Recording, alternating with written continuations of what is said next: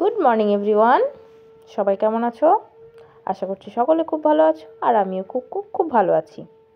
আমার নতুন একটি ভিডিওতে সকলকে স্বাগত।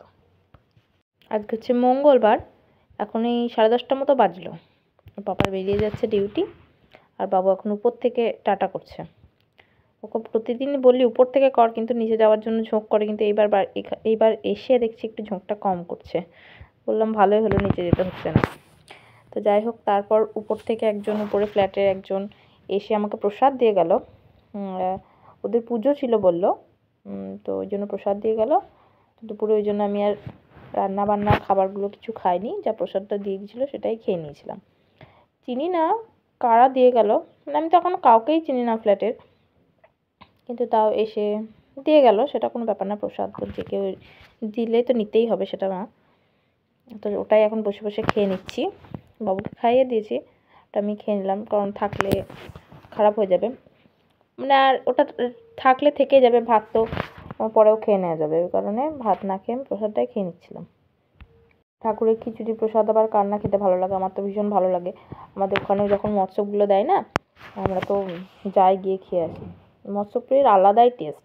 এটাও খিচুড়ি ভোগ ছিল, পায়েস ছিল, মিষ্টি ছিল, আলু ফুলকপির তরকারি ছিল, বেগুন ভাজা ছিল, অনেক কিছুই ছিল। পুরো পেট একদম ভরে গিয়েছিল খেয়ে আমার।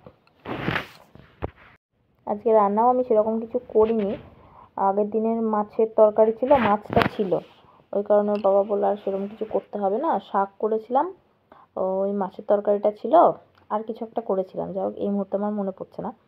আর আমি এখন কী কারণে হাসলাম আমি জানি না। তো যাই হোক, তারপর খাওয়া দাওয়া করে আমি চলে এলাম একটু ক্যাবিনেটগুলো গোছাতে, মানে সব বাড়ি থেকে জিনিস যেগুলো এনেছি সেগুলো সব ঠিকঠাক করে না ভরে রাখলে হচ্ছে না। ভরে রেখেছিলাম, কিন্তু এদিককার জিনিস ওদিক, ওদিককার জিনিস সেদিকে হয়ে গিয়েছিলো, ওই জন্য আবার ঠিকঠাক করে সব ভরে নিলাম।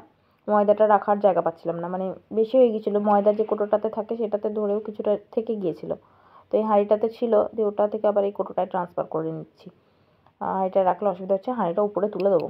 একটা বড় হাঁড়ি নিয়ে এলাম, কারণ লোকজন এলে অসুবিধা হবে, ওই কারণে মায়ের কাছ থেকে নিয়ে এলাম। আগেরবার আমার ননদরা এসেছিলো, তখন আমাকে দুবার, মানে আমার তো সেরকম বড় হাঁড়ি না, ওই জন্য একটা হাঁড়িতে দুবার ভাত করতে হয়েছিলো। তো এই কারণে এবার মাকে বলেছিলাম, তো মা আসার সময় হাঁড়িটা পাঠিয়ে দিল। আর একটা কড়াই এনে আমাকে রাখতে হবে। কড়াইও আমার এখানে ছোটো ছোটো সব, মানে দুটো মানুষের যেরকম লাগে সেরকম সাইজের। একটু বড় না রাখলে খুব সমস্যা, ওটার মানে বলা যায় না কখন কি প্রয়োজন পড়ে, ওই কারণে একটু বড় হাঁড়ি আর কড়াইটা এনে রাখতে হবে। বাকি মোটামুটি বাসনকোসন যা আছে সব হয়ে যাবে, অসুবিধা হবে না। আর এই কাজগুলো দেখে মনে হয় কোনো কাজ না, কিন্তু কাজগুলোতে এত সময় লেগে যায়। এইটা টোটাল আমার গোছাতে টোটাল 2.5 ঘন্টা সময় প্রায় লেগেছে। আমি 4টের সময় শেষ করলাম, 2টোর দিকে লেগেছি, শুরু করেছিলাম। তারপরে একটু নোংরাগুলো, মানে টেপারগুলো সব পাল্টালাম, যেগুলো তলায় পাতা থাকে ওগুলো সব পাল্টালাম। তারপরে তেল ঢাললাম, এই সেই করতে করতে করতে করতে প্রচুর সময় লেগে গিয়েছিলো। আর তার মধ্যে ছেলের মানে জ্বালাতন তো আছেই, এই আর কি। এখন ঢাকনা খুঁজে পাচ্ছি না, এই একটা আমার বদ অভ্যাস, এক জায়গায় ঢাকনা রাখবো, রেখে আর খুঁজে পাবো না। এমনটা তো আমার সাথে খুব হয়, তোমাদের আর কার সাথে এরকম হয় আমাকে জানিও। আর এই কেটলিটা আমি কোথায় রাখবো বুঝতে পারছিলাম না। ওর পাপার ব্যারাকে ছিল এটা, কেটলিটা ও নিয়ে এসছে, এখন তো ওখানে যেহেতু থাকে না ওই কারণে নিয়ে চলে এসছে। তো এটার প্লাগের সাথে সিস্টেম, ওই কারণে ইউজ করতে ভালো লাগে না। আমি ওই জল গরম পাশে করে তারপরেই তরকারিতে দিই। জল গরম তো সব তরকারিতে দেওয়া হয় না, এই চিকেন বানালে তখনই যা দেওয়া হয়, বাকি তো ঠান্ডা জলেই রান্না করা হয়। আর এই বালতিটা হচ্ছে আমার সমস্ত জিনিস এর মধ্যে ভরা থাকে, মানে যেগুলো বেশি হয়তো কোটোতে ঢললো না, বাকি সমস্ত জিনিসগুলো বালতিতে ভরা থাকে। আর এই যে পাস্তার প্যাকেট দুটো বের করলাম, এক্ষুনি দেখবে, দেখেই মা আমি পাস্তা খাবো বলে নিয়ে চলে যাবে। আসছে বলে, ওই দেখো এলো, মা আমি পাস্তা খাবো, মানে ভাত খাওয়ার টাইমে এখন পাস্তা খাবে। ওই নিয়ে একটুখানি বকলাম, কথা তো শুনলো না, নিয়ে বেড়ালো। তারপর যা ভুলিয়ে ভালিয়ে দুটো ভাত খাইয়েছিলাম, বিকেলবেলায় ঘুম থেকে উঠে আমি ওকে পাস্তা করে দিয়েছিলাম।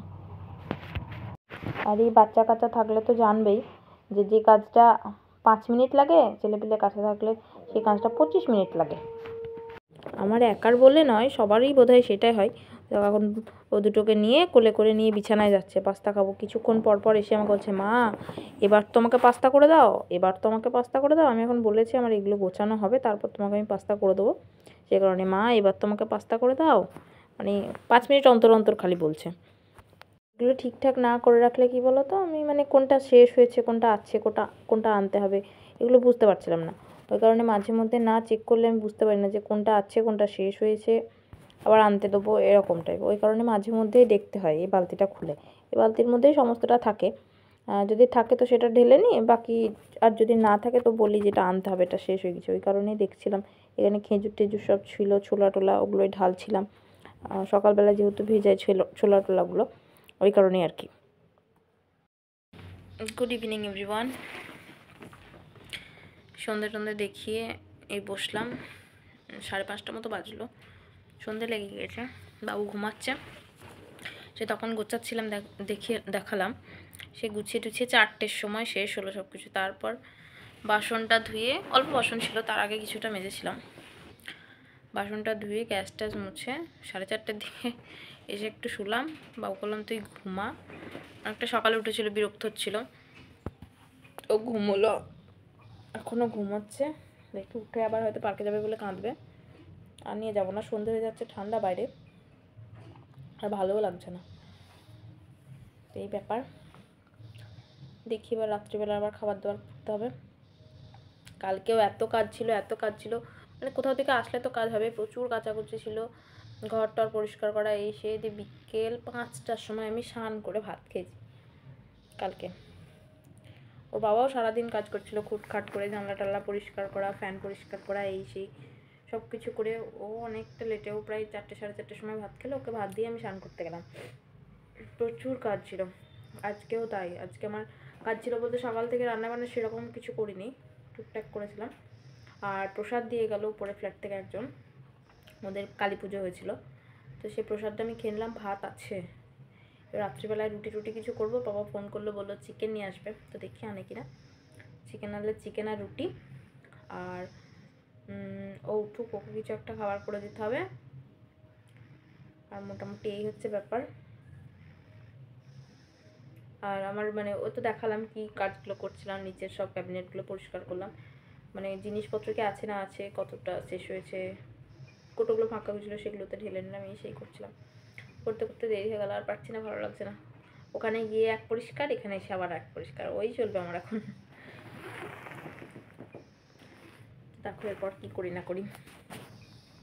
তো তারপর সন্ধেবেলায় বাবুকে খাইয়ে টাইয়ে ওর পাপা ফোন করলো, আজকে যেহেতু 31st অফ ডিসেম্বর, আজকে রাতে পিকনিক একটা করতে হয় ছোটোখাটো, তো বলছিল এক জায়গায় করতে যাবে। তো তারপর যাই হোক সেটা হয়নি বললো তাহলে চিকেন নিয়ে যাই, চিকেন রান্না করা হবে আর রুটি দিয়ে খাওয়া হবে, একটা ছোটোখাটো পিকনিক হয়ে যাবে। বাবুকে বাড়ি এসে বলছে পাপা আজকে তোমার ছুটি, আজকে আমাদের পিকনিক। তো আজকে আর সন্ধ্যাবেলায় ও পড়তে বসেনি, এই আর কি টুকটাক মজা করে করে কাটছিল। তারপরে খানিক নাচ টাচ করে দুই বাপ ছেলেতে মিলে নাচ করছিল, নাচ টাচ কমপ্লিট করে এখন ওর পাপা খেতে বসেছে, আর ওকে খাইয়ে দিয়ে দিলাম। তোর পাপার একটা গেঞ্জি পরে ঘুরে ঘুরে বেড়াচ্ছে। তো যাই হোক, আজকের ভিডিওটা এখানেই শেষ করছি। ভিডিওটা ভালো লাগলে একটা লাইক করো, কমেন্ট করো, আর চ্যানেলে নতুন হলে অবশ্যই সাবস্ক্রাইব করো।